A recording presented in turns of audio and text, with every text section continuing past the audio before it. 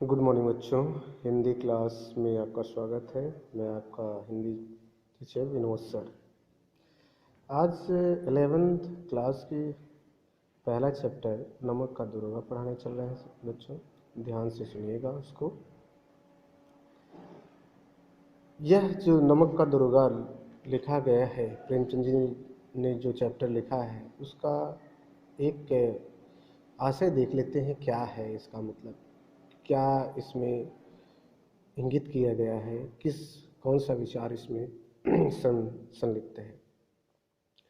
मुंशी प्रेमचंद द्वारा लिखित नमक का दरोगा नामक कहानी मानव मूल्यों में आस्था जगाने वाली आशावादी कहानी है। इसमें सत्यनिष्ठा, धर्मपरायण और कर्तव्य निष्ठा को सम्मानित किया गया है और उसे विश्व के दुर्लभ गुणों के रूप में व्याख्यायित किया गया है। अब इस कहानी का सार देख लेते हैं, सारांश। जब से नमक बनाने पर रोक लगी तो सरकार में एक नया विभाग, नमक विभाग बना। इसके दरोगा पद को अत्यधिक महत्वपूर्ण माना जाने लगा। यहाँ तक कि बड़े बड़े वकील भी इस पद के लिए लालायित रहते थे। उन दिनों फारसी में एक प्रेम कथाएं कहने वाले को जल्दी ही अफसरी मिल जाती थी। बाबू बंसीधर भी लैला मजनू, फरहाद आदि के प्रेम वृत्तांत सुनकर रोजगार ढूंढने के लिए निकले। उनके पिता ने हिदायत दी कि नौकरी ऐसी ढूंढना जिसमें ऊपर की आय खूब हो।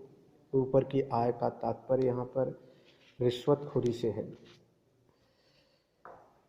क्योंकि मासिक आय तो पूर्णमासी का चांद है जो घटते घटते लुप्त हो जाती है, परंतु ऊपर की आमदनी बहता हुआ स्रोत है।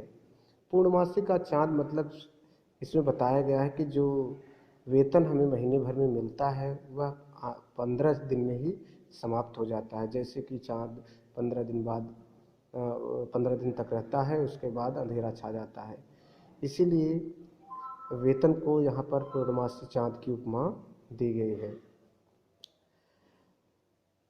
इस उपदेश को पाकर वंशीधर बाबू नौकरी ढूंढने निकले। सौभाग्य से उन्हें नमक के दरोगा होने पर सुअवसर मिला। यह बात सुनते ही उनके स्वजनों के हृदय में खुशी और पड़ोसियों के हृदय में सूल चुभने लगे। मतलब घर वाले तो बहुत प्रसन्न हुए, लेकिन पड़ोसी बहुत दुखी हुए कि मुंशी बंशीधर को नौकरी मिल गई है। जाड़े की रात, कहानी आगे पढ़ते हैं। जाड़े की रात मुंशी बंशीधर को अभी यहाँ यमुना के पुल पर आए 6 महीने से अधिक नहीं हुए थे। उन्होंने जल्दी ही अपनी कार्यकुशलता और उत्तम आचार से अफसरों का मन मोह लिया था। दरोगा जी की नींद अचानक पुल पर से गाड़ियों की आवाज़ को सुनकर खुली। वे हड़बड़ाकर उठ बैठे। बाहर आकर देखा कि गाड़ियों की एक लंबी कतार पुल के पार जा रही है। डांट कर पूछा, किसकी गाड़ियां हैं? थोड़ी देर सन्नाटा छाया रहा। पता चला कि पंडित आलोपी दीन की है, दातागंज के। मुंशी जी यह नाम सुनकर चौंके, क्योंकि पंडित आलोपी दीन उस इलाके के सबसे प्रतिष्ठित व्यापारी थे। उनका अंग्रेजों से भी अच्छा उठना बैठना था। उन्होंने पता लगाया कि उन गाड़ियों में क्या ले जाया जा रहा है, तो पता चलता है कि नमक ले जाया जा रहा है। जो नमक ले जाना कानूनन अपराध था उस समय।